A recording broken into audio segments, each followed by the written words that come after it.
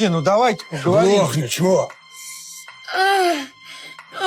At first it sounded like meaningless shouting, but they quickly began to realize that a real fight for survival in the wilderness had begun. At that moment, Sulan's movements were restricted, and it was obvious she couldn't outrun whoever was chasing him. One of the men decided to scout ahead alone, told the other man to hide Sulan and wait for news. In the next moment, they found a cave. Sulan was so nervous she could barely speak. Under the man's stern gaze, she finally made her way inside. Meanwhile, the man hid nearby and kept watch. Several hours passed, and when he noticed everything had gone quiet, he returned to Sulan. The other man, however, was not as lucky. As soon as he sensed danger, he was suddenly dragged down a small slope by something unseen. Meanwhile, the other man was still acting as captain, leading his team back to the dam and assigning tasks. It was clear they now understood that no one was coming to take responsibility for them. The most important thing was to wait for the men to return and prepare to leave. Everyone in the small group was also in a panic. When one of the men went to the river to collect water, he spotted an inflatable boat. On it lay a military shovel, stained with blood. This confused him. Why had this boat suddenly appeared here? What was even more alarming was that neither group yet knew that the entire production team had already been wiped out. The women were in the forest with Lena gathering mushrooms. By chance, Lena noticed a tattoo on the woman's back.